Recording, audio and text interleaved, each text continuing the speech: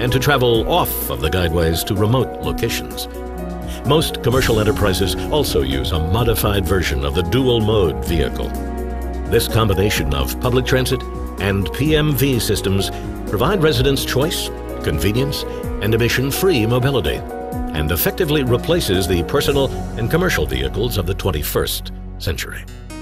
Most of the region's energy and environmental systems are now located close to the populations they serve. This is made possible through the miniaturization and integration of these technologies and their co-location in residential neighborhoods at the Resource Management Center, or RMC. From the exterior, the RMC appears to be little more than an attractive two-story civic building.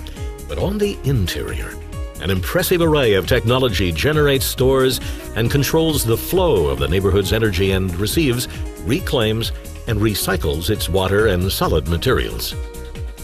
As we approach the RMC, we notice the expansive array of solar, photovoltaic, and thermal panels that shade the building's elevation. They are producing both energy and hot water for the surrounding community, while they cool the building's interior. We also notice a rooftop plaza capped by a curious antenna.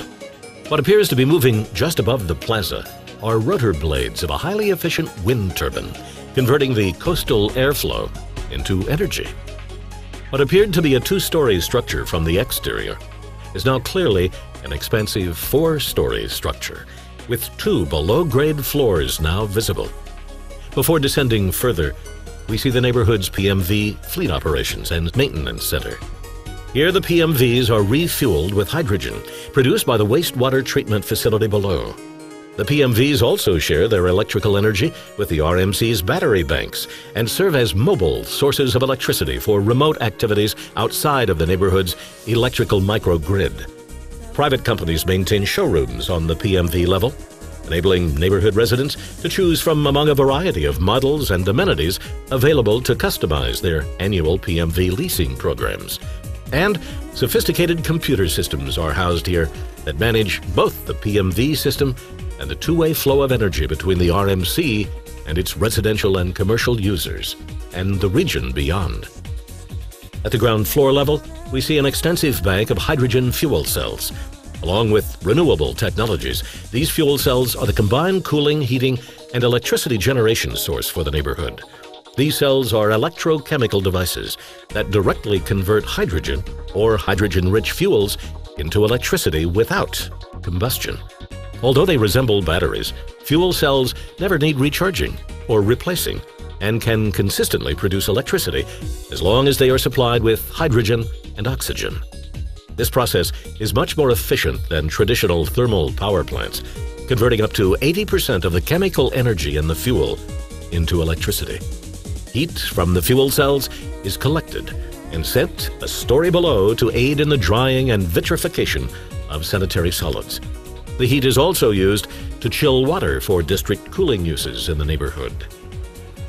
Sanitary water flows from the community are received at the RMC through separate gray and dark water intake pipes.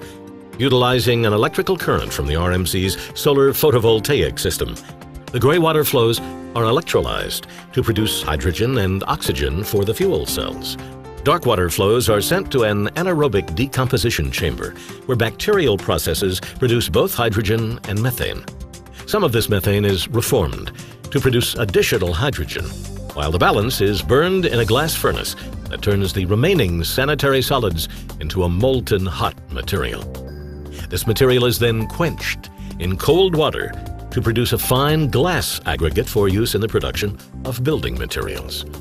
Recycling of sanitary solids in this manner proves to be far more sustainable than the use of these solids as an agricultural fertilizer, which only recycles trace metals and salts back into the food chain. All remaining waters from this system are then blended and purified with the other major water supply in this particular metropolitan region. At the lowest level, salt water reaches the RMC through a network of inland distribution centers fed by coastal pumping stations and powered by inline micro-hydro turbines. The salt water is sent through an energy-efficient capacitive deionization filtration system utilizing membrane-based seawater treatment technologies. The output is potable drinking water, as well as solid blocks of salt.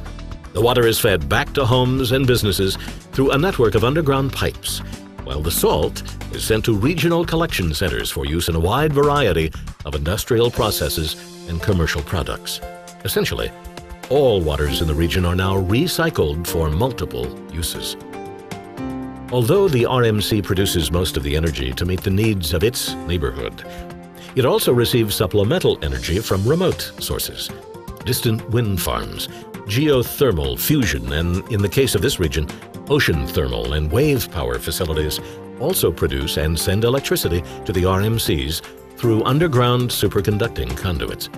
The RMCs within the region also share energy resources with each other through a microgrid, similar to the one each shares with its neighborhood service area. Finally, and most surprisingly, some energy is sent from the RMC to users through wireless transmission. These transmissions energize small appliances and portable electronics in the home and office, eliminating the needs for excessive structural wiring in many buildings. Home, as always, is where the heart is. It's also where the heart of energy efficiency is, now a priority for its occupants. Spurred on by the advances in the miniaturization of energy technologies, their integration in building materials, and sustainable design practices, many buildings now produce as much or more energy than they consume. Siting of buildings for optimal solar orientation, rooftop wind scoops, and vegetation, and automated clerestory windows all take full advantage of natural light, precipitation, and airflows to illuminate and cool the interior. Solar photovoltaic wall paints and glass surfaces generate energy, while rooftop solar thermal units heat water for multiple domestic uses. Many exterior glass walls feature electronically triggered coatings that allow residents to modify opacity at will, enabling the instant placement or removal of windows of any size. Modular interior walls are mobile, allowing for the rapid reconfiguration of space to suit any function. Furniture, internal decorative materials, and floor surfaces are comprised of recyclable materials, such as wood, plant fibers, and resins. Most durable goods are now leased, and manufacturers' take-back and recycling programs have resulted in the practical elimination of all solid waste.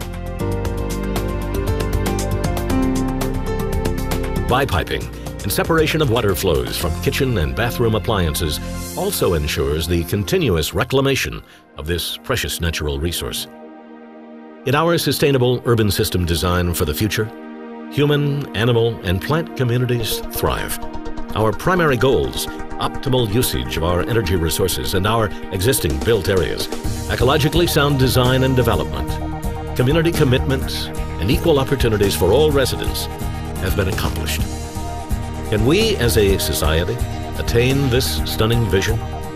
Do we have the will to begin taking the steps necessary? These are the questions we must all ask ourselves. The quality of the lives of our children and our children's children, and all the generations to follow, will depend on our answers.